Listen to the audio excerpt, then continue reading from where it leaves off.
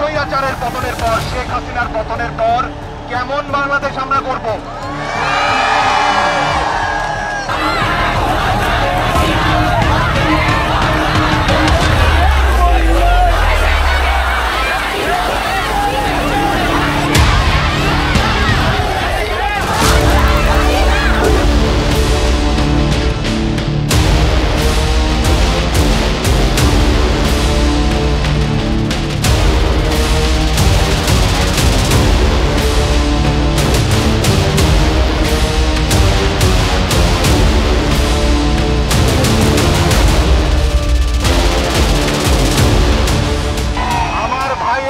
আমার বোনের, আমার সন্তানের লাশের উপর দিয়ে আলোচনা হয় না। ইতিহাসের এক একটা মোড় থাকে, দেয়ালের লিখন থাকে। আপনাদের বলতে চাই, যারা এখনো ক্ষমতা আঁকড়ে আছেন, দেয়ালের লিখন পড়ুন, সেখানে আপনার পতন লেখা আছে।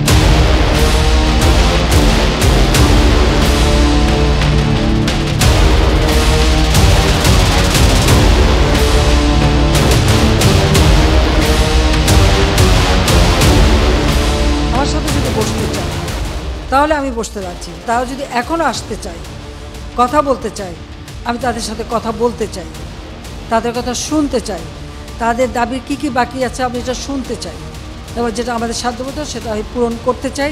আমি এই সংঘাত চাই না। তারা যদি বসতে চায় আমার সঙ্গে, এই আন্দোলনকারীরা, কোটা আন্দোলনকারীরা, আমি তাদের সাথে বসবো, তাদের কথা শুনবো, তাদের দাবি দাবি পর্যন্ত যা মেনে নিয়েছে আরও কিছু আছে কি না সেটা হয়তো শুনতে হবে। এবং আপনাদের সামনে আমি বলতে চাচ্ছি, যেটা দেশবাসীরও জানা উচিত, আমি কখনোই আমার দরজা বন্ধ করিনি। গণভবনের দরজা খোলা।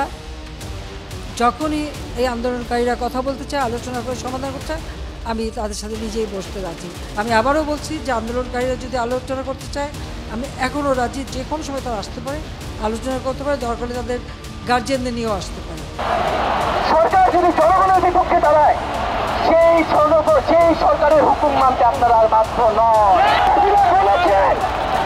গণভবনের দরজা খোলা আছে, শুধু শেখ হাসিনা নয়, পুরো মন্ত্রী পরিষদ